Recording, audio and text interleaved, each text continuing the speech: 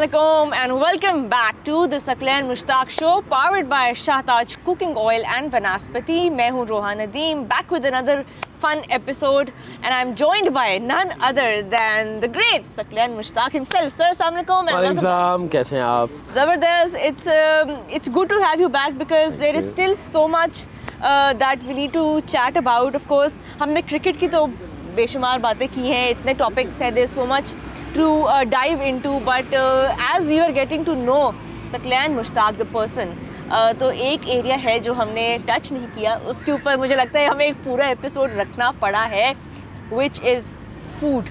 जी. खाना पीना. I think that's very central to life itself. Or before we get towards that, let me introduce our wonderful cricket fans and thank you so much guys for being back on the show. I'm sure इस episode के and तक हम सबको बहुत भूख लग गई होगी, तो खाएंगे भी हम सारे, लेकिन फिलहाल right now we just want to like talk to Saqlain Mushtaq on food, diet, fitness, because it must not have been easy, sir, back then being a professional cricketer and then having to say no to so many things that you might want to eat.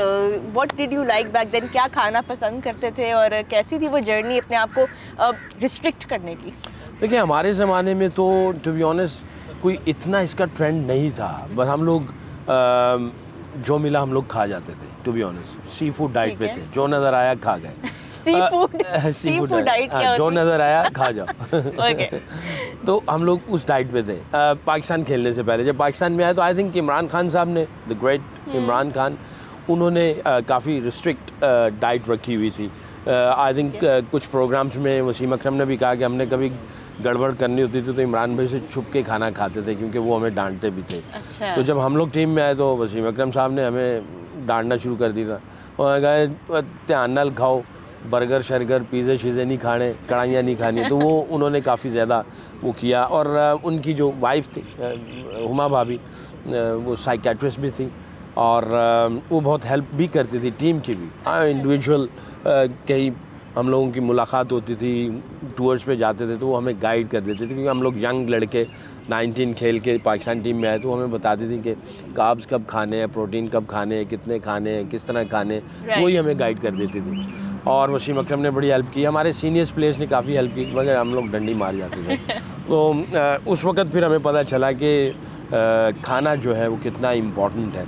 अगर आप गलत खाना खा रहे हैं, late night खाने खा रहे हैं और कढ़ाइयाँ चल रही हैं सारा दिन, फिटनेस पे और आपकी स्किल्स पे कितना फ़र्क पड़ता है. तो ये जो डंडियाँ आप मारते थे, किन चीज़ों पे ज़्यादा आपका वो जो रिस्ट्रिक्शन आपने लगाई होती थी ना वो लूज़ होती थी सबसे ज़्यादा? देखिए, हम लोग जब घर में होते थे तो वालदा के हाथ के देसी घी के पराठे जो थे ना, ओह माय गॉड, वो तो कभी छूट नहीं सकते थे ना. तो हम कोशिश करते थे कहीं बाहर चले जाएँ, लाहौर पीसी होटल में कभी कभी मारते थे डंडियाँ पराठे शराठे खाने की. तो हमें कहते थे नहीं, पराठे कम खाया करो. तो कहते हैं सुबह खा लो, शाम रात को नहीं खाने. बाज़ का मूड ऐसा होता था कि पराठे रात को भी चल पड़ते थे. अच्छा. तो हमें पिज़्ज़ा शीज़े का इतना नहीं होता था, पराठों का होता था. फिर कढ़ाइयाँ जो है उसका बड़ा शौक होता था. देसी घी की कढ़ाई हो, मटन की हो या चिकन की हो, ख़ास तौर पर मटन की, और उसके साथ जो है कुछ भी आ जाए, रोगनी नान आए कुछ इस तरह करके कुछ भी आ जाए. तो बहरहाल टीम में आए तो हमें पता चला कि हाँ, खाना कितना है, पोर्शन छोटे होने चाहिए. खैर अभी मैं इतना नहीं कर रहा हूँ, अभी नहीं इतना कर रहा हूँ, बट करूँगा फिर दोबारा. जब मैं हेड कोच बना तो मैं ज़ाहिर है बहुत सारा इतना काम था यहाँ पे, तो मैं अपना लुक आफ्टर नहीं कर पाया. तो बट आने वाले जितने भी यंगस्टर्स बच्चे हैं, खिलाड़ी हैं, खाना बहुत इंपॉर्टेंट है. जो आप अच्छा खाओगे तो वो जो है पता चल जाएगा. मुझे याद है एक दफ़ा एक फ़नी स्टोरी है, मैंने कहा इस प्रोग्राम के तवस्सुल से शेयर कर लें. जावेद भाई हमारे कोच थे, रात को लड़के खाना खाने के लिए चले गए, वो लेट आए कुछ, तो रात को जनाब पता नहीं कि कढ़ाइयाँ शढ़ाइयाँ खा ली गई. अच्छा. अब सुबह जो है जावेद भाई ने अर्ली मॉर्निंग हमारा जो है ना वो फिटनेस टेस्ट रखा हुआ था, तो जावेद भाई ने जो दौड़ें लगवाई हैं और वो फील्डिंग जो साइड बाय साइड्स जो फील्डिंग होती थी, वो 4 दफ़ा दो इधर गेंद फेंकते थे. उस दिन जावेद भाई ने कहा जी 10 इधर फेंकने, और 10 इधर फेंकते. उसके बाद वो क्या करनी शुरू कर दी लड़कों ने. जावेद भाई कहते थे गड़बड़ कर क्या है, और रात को लगता तुमने, तो पकड़े जाते थे. फील्डिंग में ही पता चल जाता था हमें. तो बहुत इंपॉर्टेंट है खाना क्या खाना है, प्रोटीन्स कार्ब्स कितने होने चाहिए, पोर्शन कितना होना चाहिए। और ऐसा कोच हो जो आपको बताए भी, गाइड भी करे और एक सर्टन एक बेंचमार्क सेट करे, जिस तरह आई एम श्योर आपने भी अपने कोचिंग स्टेंट में किया होगा। कोई चैलेंजेस आए ये इन्फोर्स करने में प्लेयर्स पे, या प्लेयर्स अब बहुत अवेयर खुद ही हो गए हैं अपनी हेल्थ को लेकर? सारे प्लेयर्स काफ़ी एजुकेटेड भी हैं, उनको पता भी है अच्छा खाना, सही टाइम पे खाना इनको पता है। बट और हमने बेंचमार्क्स बनाए हुए थे खाने के भी क्योंकि NHPC में हम बाकायदा एक न्यूट्रिशनिस्ट को बुलाया हुआ था लाहौर में, और वो उनका मेन्यू सेट करता था और उनको एजुकेट करता था। बाज़ का ऐसा भी होता था कि हम लड़कों को कहते थे कि भाई खाने से आपको क्या फ़ायदे होते हैं, आप अपनी फीडबैक दें। और इंग्लैंड में जब मैं कोच था तो एक न्यूट्रिशनिस्ट होती थी बाकायदा, और वो मॉनिटर करती थी हर खिलाड़ी का खाना, उसका इंटरव्यू भी करती थी, और वो बल्कि वो नोट्स बनाती थी कि अगर कोई अंडर प्रेशर चला जाता है तो उस वक्त वो क्या खाता है, कितना खाता है, कोई स्ट्रेसफुल हो गया, कोई सैड है, कोई एक्साइटेड है, वो उस वक्त इसकी खाने की रूटीन क्या है, तो वो सारी चीज़ें वो लिख रही होती थी और वो बताती थी। और फिर प्लस क्या क्या इंजरीज़ हैं, तो डाइट के थ्रू वो इंजरीज़ को किस तरह जो है वो हेल्प किया जा सकता है कि उनको इंजरीज़ ना हो, निगल्स ना हो। जैसे टर्मरिक जो टैबलेट्स हैं, बजाय इसके कि दवाई ली जाए, पेन किलर या एंटी इन्फ्लेमेटरी ली जाए, वो टर्मरिक के कैप्सूल्स वगैरह जो थे, वो इस तरह की चीज़ें और भी बहुत सारी ऐसी सप्लीमेंट्स थे वो डाइट के साथ वो ऐड करते थे इंग्लैंड की टीम के अंदर। तो हम लोग थोड़ा सा पीछे हैं पाकिस्तान। बट अभी पाकिस्तान की टीम में who is the most diet conscious among all the players? I think मैंने रिजवान को देखा है, वो बड़ा वो है, शान मसूद बहुत है, बाबर वो खुद बहुत अच्छा है, शाहीन अफरीदी बहुत अच्छा है, अच्छा हाँ, शादाब बहुत अच्छा है।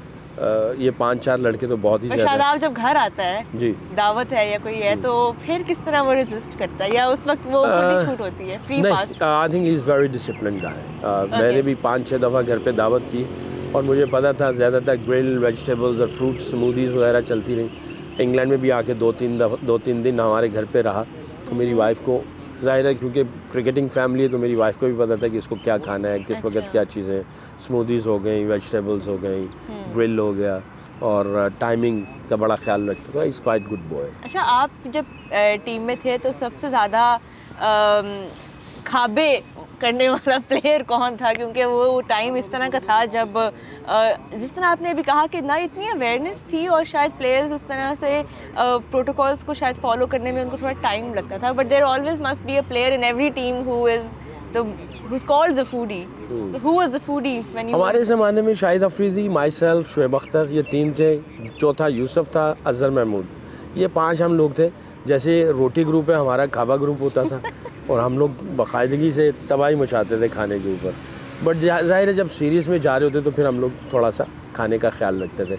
और क्योंकि मैं, शुएब अख्तर, अजहर महमूद और यूसुफ बाद में आया, हम तीनों PIA में भी थे और हमारा ये होता था कि हमें वो टिकट्स फ्री मिलती थी, सब्जेक्ट टू लोड, उसको सब लोग टिकट्स कहते थे, तो हमारे पास होती थी। और हमारा हेड ऑफिस जो है वो कराची में होता था, अभी भी PIA का हेड ऑफिस कराची में ही है, स्पोर्ट्स के जो डिपार्टमेंट वालों का। तो हमें एक्स्ट्रा टिकट्स दे देते थे, भी किसी वक्त भी बुलाना तो आप टिकट पकड़ें और टिकट आपके पास है, सीट पर एयरपोर्ट जाएँ और जनाब आप फ्लाई करके आ जाएँ।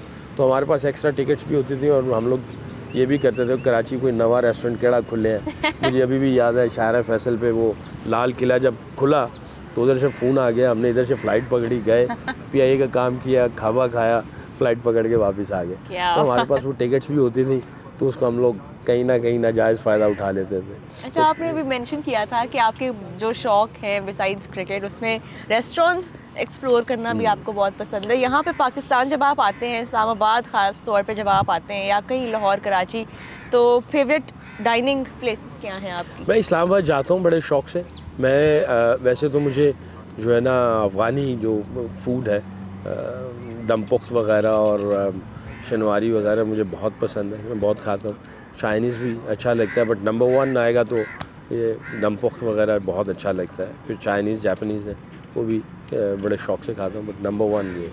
और वालदा थी तो वालदा के हाथ की हर चीज़ ही मज़ेदार थी। अच्छा, लोग वैसे इस्लामाबाद को ना बहुत उसका मजाक बनता है कि खाने के मामले में ना इस्लामाबाद में वो ऑप्शंस नहीं है, या फ्लेवर नहीं है, या टेस्ट नहीं है। Do you agree with? Options हैं, फ्लेवर नहीं है, टेस्ट नहीं है। कहाँ से लाएंगे हम फ्लेवर? ढूंढना पड़ता है। कुछ रेस्टोरेंट्स ढूंढे हुए हमने, वहाँ पे जाते हैं हम लोग, जाके खाना खाते हैं। और शराब को भी बड़ा शौक़ है, तो जब हम लोगों का होता है ना कोई 2-4 हफ्ते बीच में कुछ नहीं होते, डंडियाँ मारनी होती, चीट डेज होते हैं, तो फिर शराब कहता है सैकी भाई, हमें चलो ठीक है भी हम लोग खाना खाते हैं। उसने इंट्रोड्यूस करवाया, वरना 5-6 साल तो मुझे पता ही नहीं था कि जाना किधर है। लाहौर कराची का जोड़ कोई नहीं है जी, जो खानों को टेस्ट है ना, तो लाहौर कराची है। तो आप नान चने खा लें लाहौर में, आप पागल हो जाएंगे। कराची की बिरयानी और वो क्या नाम है यार, वो बन कबाब, और आप चले जाएं बंस रोड वगैरह, आपको ऐसी ऐसी चीज़ें मिलेंगी, फ्राई कबाब और वो ज़बरदस्त। बस आप छोड़ दें, भूख लगनी शुरू हो गई।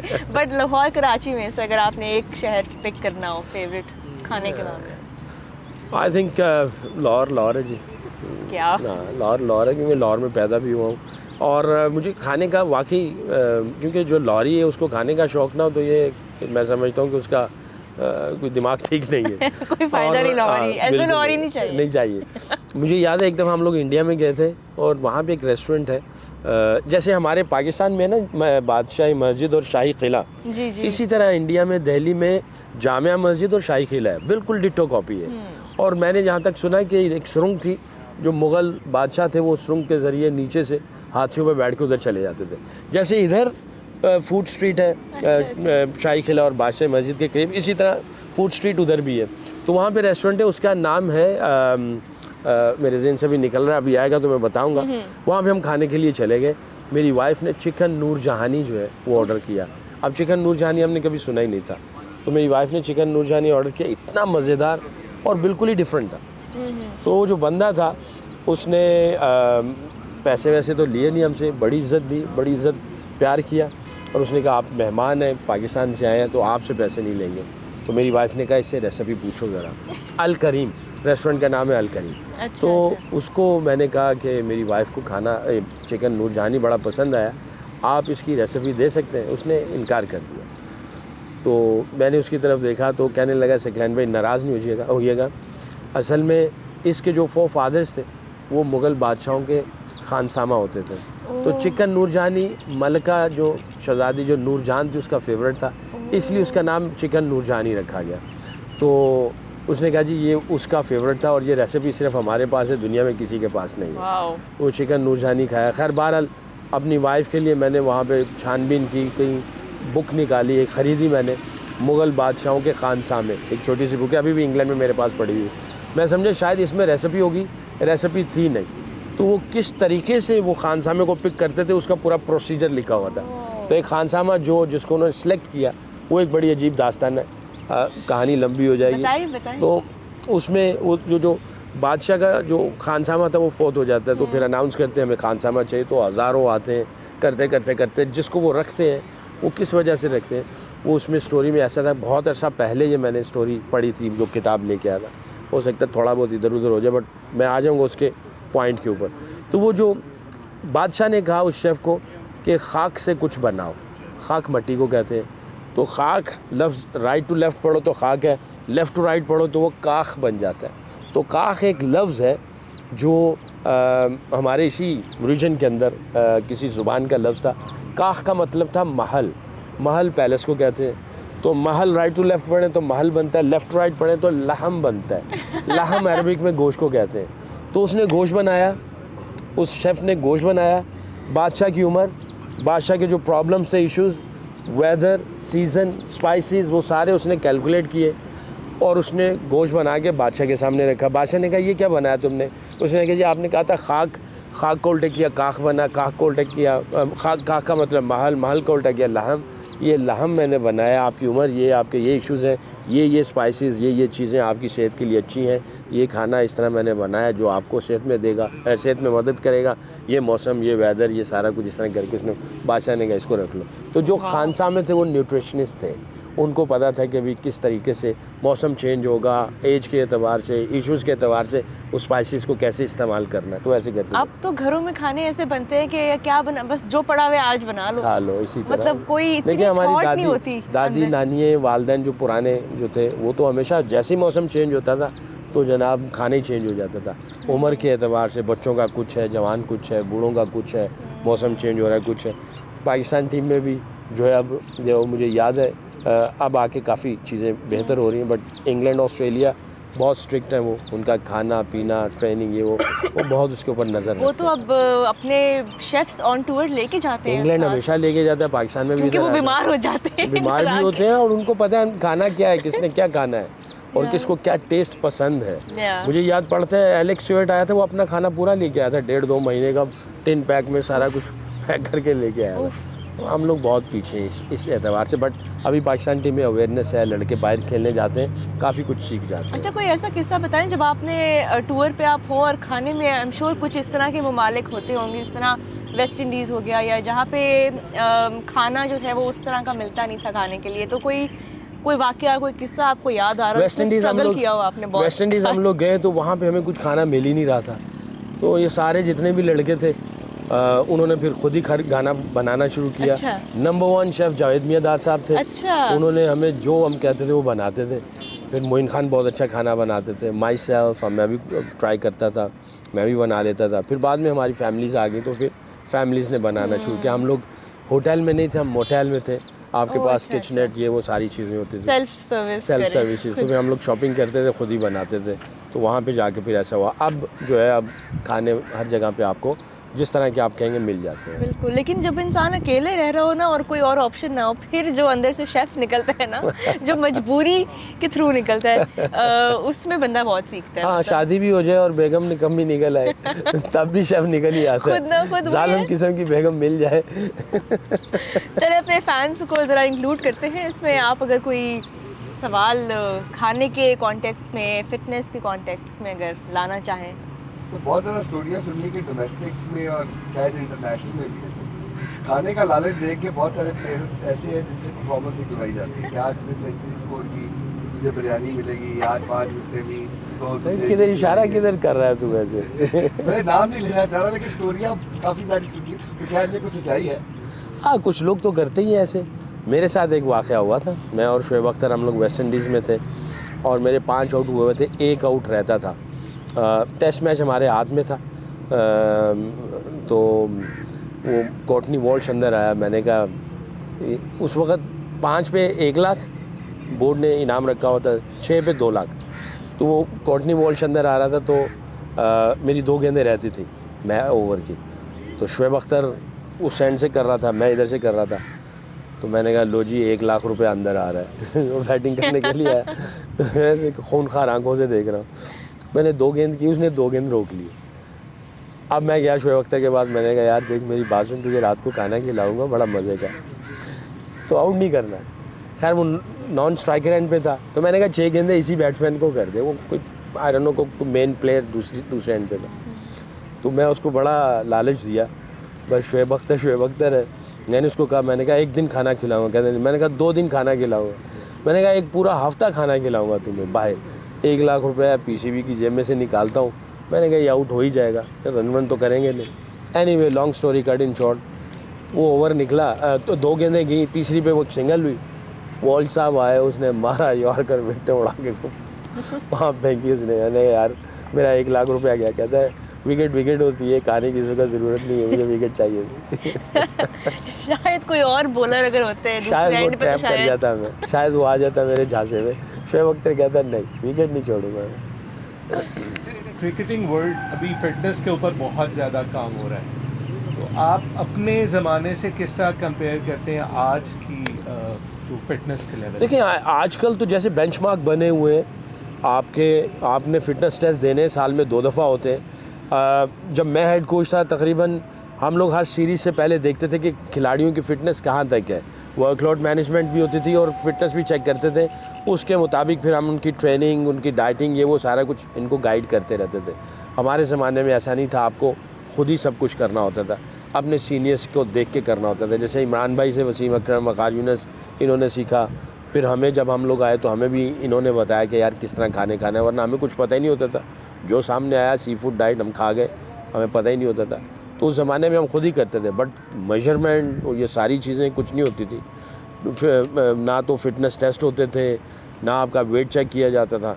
आप बस गए और खेल के वापस आ गए। अब तो हर चीज़ मॉनिटर की जाती, बट अभी भी हम लोग बहुत पीछे हैं इंग्लैंड से, ऑस्ट्रेलिया से, इन मामलात में बहुत पीछे हैं, क्योंकि पाकिस्तान टीम में आते हैं तब जाके आपको चीज़ों का पता चलता है, नीचे वाले लेवल पे किसी को पता ही नहीं होता। तो नीचे से इनको एजुकेट करके आना चाहिए, नीचे से बच्चा प्लेयर जो है बन के आए, उसको पता हो मुझे क्या खाना है, क्या ट्रेनिंग करनी है। अब फास्ट बॉलर वाली ट्रेनिंग अगर स्पिनर कर रहा है तो उसको उसकी ज़रूरत नहीं है, बैट्समैन वाली ट्रेनिंग एक स्पिनर कर रहा है उसको उसकी ट्रेनिंग की ज़रूरत नहीं है, और बैटिंग वाली ट्रेनिंग जो है वो फास्ट बॉलर कर रहा है उसको उसकी ज़रूरत नहीं है। तो हर किसी की ट्रेनिंग डिफरेंट है, और आई थिंक ये कोई ना कोई जो भी कोचिंग रोल में है, एंड ऑफ कोर्स ये खाली कोच का नहीं होता, साथ आपके न्यूट्रिशनिस्ट होते हैं, आपके पास पूरा एक सपोर्ट स्टाफ होता है जो कि इंश्योर करता है, इनेबल करता है प्लेयर्स को to achieve that. I think अभी पाकिस्तान कुछ पीछे है फ्रॉम कुछ पीछे है, other countries, from other countries, हाँ कुछ पीछे है। बाकी मैं अभी न्यूजीलैंड का कंसल्टेंट कोच हूँ। न्यूजीलैंड जहाँ पे भी जाता है वो बाकायदा अपनी कॉफ़ी मशीन लेके जाते हैं और उनके मुकाबले होते हैं कि कौन बेस्ट कॉफ़ी बनाता है और यकीन करें कि उनको पता है कितनी कॉफ़ियाँ पीनी है। और उसके बाद मैं बाज़ ऐसा होता था ना कि इनके साथ बैठता था तो वो कहता था आई हैड माई 2 or 3 जितनी भी उसकी थी कैपेसिटी, 6 बजे के बाद मैं कॉफ़ी नहीं पीता, कोई ये कह रहा है। उनको पता था किस वक्त क्या खाना है, तो बाकायदा मुकाबले भी होते थे। यहाँ तो रात तक चाय चलती रहती हमारा 12 वो एक हमारा खिलाड़ी था, वो कहता था हमा यारा दोज़ख हमा यारा जन्नत, दोस्तों के साथ जन्नत में जाएंगे, दोस्तों के साथ दोज़ख में जाएंगे। जो दोस्त कर रहे हैं, जिस तरह का मूड बन गया कर लो, जो खाना है खा लो।